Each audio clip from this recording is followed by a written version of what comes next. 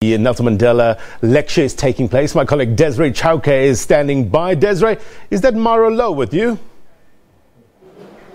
Absolutely, Blaine. And not only are we looking forward to Utata's birthday tomorrow, but today we're going to do a little happy birthday to you. Oh my God. It's always been a highlight for you that you almost share a birthday with Tata, isn't Almost. And I'm glad it's my birthday is the day before that. Otherwise, mine would have been eclipsed, It would not feature at all. But it's such an honor, it's such a privilege to even say that my birthday is the day before Tata's birthday. From the moment he was released from prison, whenever there were celebrations, he insisted that you, Mam Dorothy Masuka, Abigail Kubega are there. Take us back to those times. You know what? It's every time. I remember in 91, Tata came out in 1990, right? Was it 1990? Yes.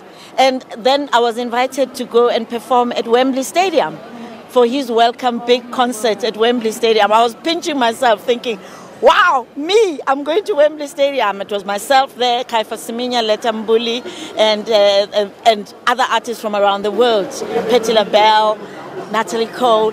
And then again, I get invited to travel with him when he went to Scotland to go and receive the freedom of Britain in 1993. I was there on the George Square on that big, huge stage, performing for Rutata and doing that with Tata.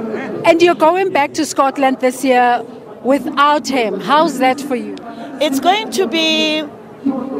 to feel a bit strange, but I have been there more than once since I've been there with Tata in 93. Every time we celebrate our democracy, every 10 years, the Scottish people like to invite me to come and celebrate. But this time the celebration is a little bit bigger. It's a gala dinner in August. Celebrating Tata's 100th centenary, plus celebrating 25 years since Tata and myself were in Scotland when he received the freedom of Britain. When you speak to the Scottish people, what for them is significant about Nelson Mandela? Oh, they love Tata. The Scottish people, there is a Scottish connection with Africans, with Africa. There's a huge Scottish connection with us. The Scots people, I was married. Tell us about it. I was married to one. I've always said my husband was a pigmentarily disadvantaged Scottish African. Trust Mother Louw to say something like that.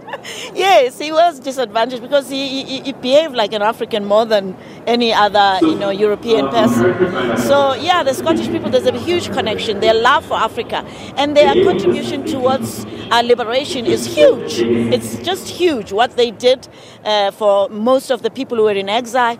So there's that deep relationship that we have with them. So I'm one of their big Makotis, although I'm no longer a Makoti, but they still love me very much. But you're also a girl from Soweto, and you are part of the struggle times. What does it mean for you when struggle heroes are being celebrated and there are people who complain that we celebrate Nelson Mandela above everyone else? What's your sense? I don't know. I think we have become a culture. Some people, we just like complaining, Today I'm celebrating my birthday. It's my birthday today. And it doesn't take away that it's Tata's birthday tomorrow and that we celebrate Tata more than we celebrate other people. Maybe that some people feel that we're ignoring other stalwarts who also traveled the same journey with Tata. I can understand that. But let's be honest, we are responsible for that. We are the ones who put Tata up there in that pedestal. So we can't suddenly complain. And we couldn't, there they are. Look at all those faces. They all have contributed equally, and we honor them equally. I honor people like Tata Sisulu. I honor people like Tata Oliver Tambo, O.R. Tambo. I honor Thabo Mbeki. I honor his father. I honor all of Mama Albertina Sisulu and my favorite Mama Winnie Mandela. We honor them. But somewhere, somehow, there's always a head of the family. We have put Tata Madiba as the head of this African family in the African continent, especially in South Africa. Now let's talk about this one, part of the liberation struggle. was a fight for human rights and a fight for equal rights. And you've recently come out in a fight with a production company that is seen as young people trying to make it in the arts industry.